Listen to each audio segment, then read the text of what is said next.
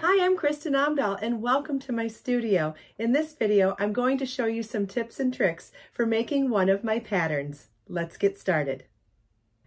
Athena Crochet Shrug Pattern. This is a quick project that transforms a simple stitch pattern into a gorgeous shrug using a few increase rows. Each side of the shrug begins at the cuff and is worked towards the center back. Upon completion of the second half, the two sides are crocheted together in pattern for a seamless construction. You will need Be So Sporty yarn and a size H8 or 5mm crochet hook. This one is worked in Be So Sporty yarn in colorway Plumeria. First, I'm going to show you how to work the cuff, and we'll work back and forth in rows this way, and then we'll turn our work to begin the stitch pattern to work the actual shrug in this direction. And then after that, I'll show you how to join the two sides together. Let's start with the cuff. And the first row of the cuff starts with foundation single crochet. So you want to tie your yarn to your crochet hook. You can use a square knot, a slip knot, it does not matter, whichever you prefer. And foundation single crochet starts with a chain 2 for your first stitch. The next stitch is insert your hook into the second chain from your hook, yarn over, pull up a loop, yarn over, pull through 1 loop on your hook, then yarn over, pull through 2 loops on your hook. Second foundation single crochet.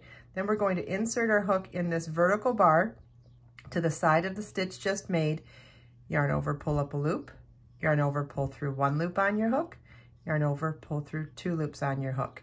Now we have 3 foundation single crochets. You want to repeat this until you have a total of 13 foundation single crochets. This is what your work should look like after row 1 of the cuff. Row 2 begins with a chain 2 that does not count as your first stitch, and we're going to work 1/2 double crochet through the back loop only in each stitch across. So it's yarn over your hook, insert your hook into the back loop only of the first stitch, yarn over, pull up a loop. We now have 3 loops on our hook, yarn over, pull through all 3 loops on our hook. Show you that again. It's yarn over your hook, insert your hook through the back loop only of the next stitch, yarn over, pull up a loop, yarn over, pull through all 3 loops on your hook. Row 2 is working 1/2 double crochet through the back loop only in each stitch across. For rows 4 through 19 of the cuff, you want to repeat rows 2 and 3 8 more times, and then for row 20, you want to repeat row 2 once more. Now you don't want to fasten off after the cuff. At the end of row 20 of the cuff, we're going to turn our work 90 degrees so that we can begin working along the end of rows here.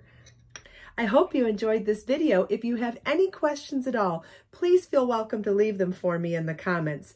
Everything we talked about in this video is also linked in the video description. Let us make time to create, share, and inspire today and every day. I'll see you in the next video.